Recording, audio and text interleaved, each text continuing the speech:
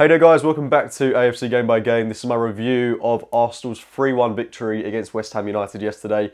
First of all, I want to start off by saying how pleased I am that we got the 3 points. That was paramount in this game, let's be brutally honest. Unai Emery getting his first win as an Arsenal manager is massive for us. Despite what happened in the game, despite that maybe West Ham fans will feel aggrieved that they haven't got something out of this match, from an Arsenal perspective, getting 3 points at the start of a run of very winnable fixtures is huge for us.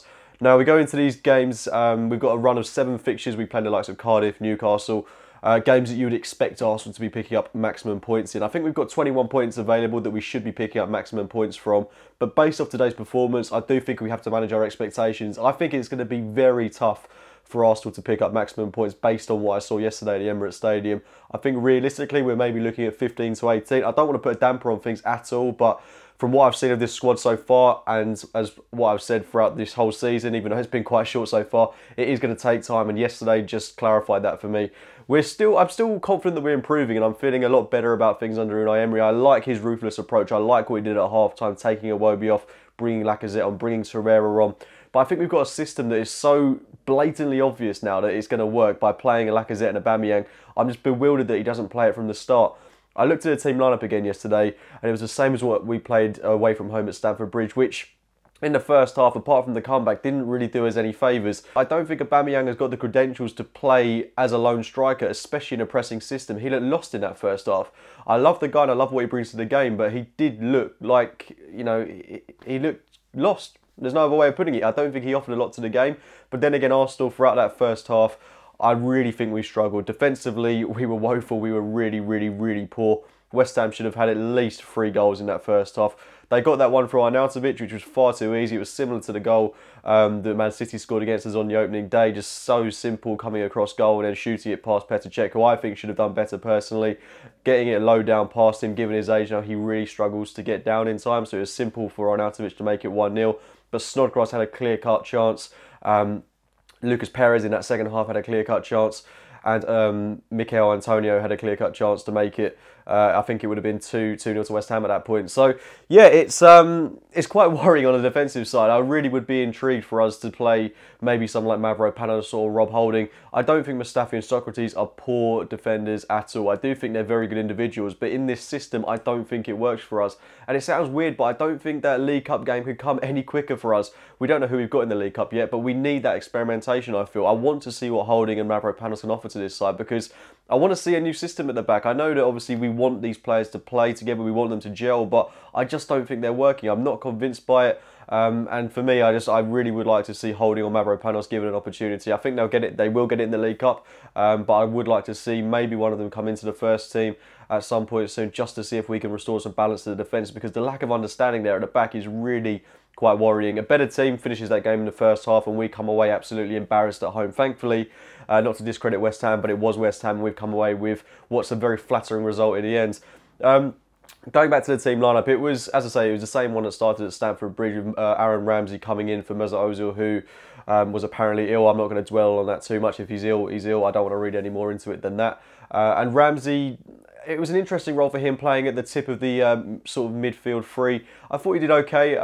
He created a very good chance in that second half for Aubameyang, which Aubameyang should have put in the back of the net. I thought he had a good game all round, certainly a lot of positives to take. But if I'm looking at that midfield as well, something else that we can learn now is that Torreira, Xhaka and Ramsey, I think, has got to be the midfield three. The balance looks so good when those three were playing in the side. Xhaka looked like a different player.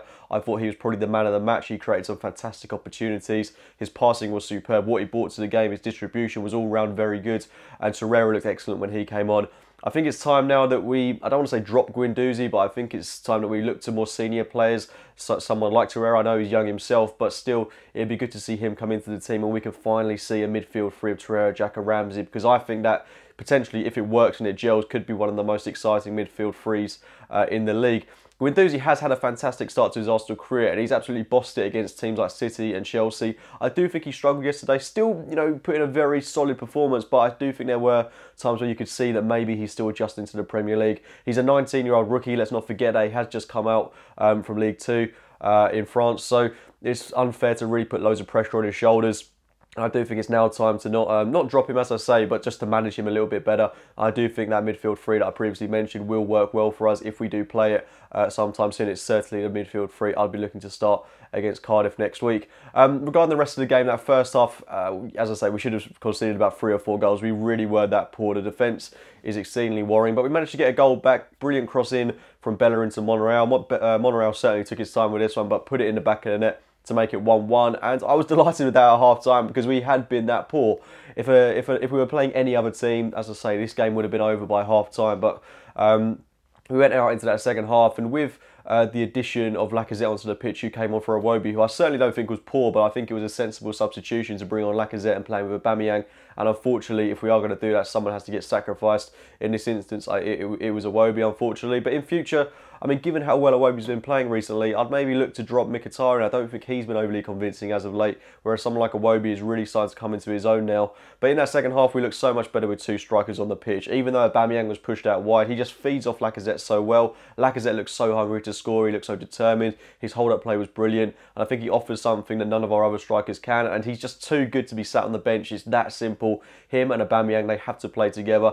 Whether it be as a front two, whether it be with Aubameyang on the left-hand side.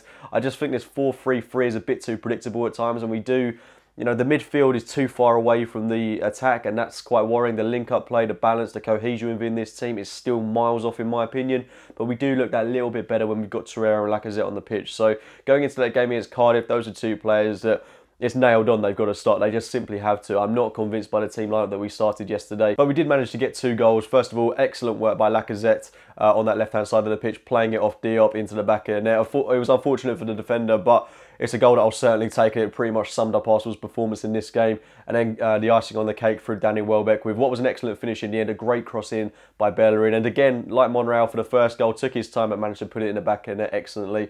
And it's good to see one of our lesser strikers get onto the score sheet. And I think Danny Welbeck, despite all the talk about him in the summer about leaving Arsenal, going potentially to Everton, I think he's got a big role to play. He can offer goals. He's very pacey, he can be quite tricky at times, and if he stays injury-free, is a very useful asset to have at this club. You look at Lucas Perez, who played for West Ham yesterday, missed a glaring opportunity and all round was quite poor. So maybe it's been the right decision to keep Danny Welbeck and allow Lucas Perez to leave the club. But you know, don't want to read too much into that. It was just great to see Danny Welbeck get on the score sheet. But a lot to learn from this game, and as I say, going into Cardiff next week, Lacazette, Torreira have to be starting, and this defence is extremely worrying. But when that League Cup game comes around and we can experiment with players like Holding, Mavropanos, I'm excited to see how those players will fare and if they can just manage their way to get into the first team, because Socrates and Mustafi is just not working for me, and it really does need work. And I think the only way we're going to see improvement is if someone comes in for one of those 2 players. But you know, Socrates hasn't been as bad as I thought he would be. Mustafi is showing signs of improvement. Unai Emery is improving this team. That's a certainty for me, and I'm excited for that Cardiff game, and I'm really pleased to see Arsenal get their first 3 points on the board. Anyway, guys, let me know if you agreed or disagreed with any of my opinions in this video. Drop a like on it if you have enjoyed it. Subscribe to AFC Game by Game, and as always, I'll be speaking to you very, very soon. See you later, guys.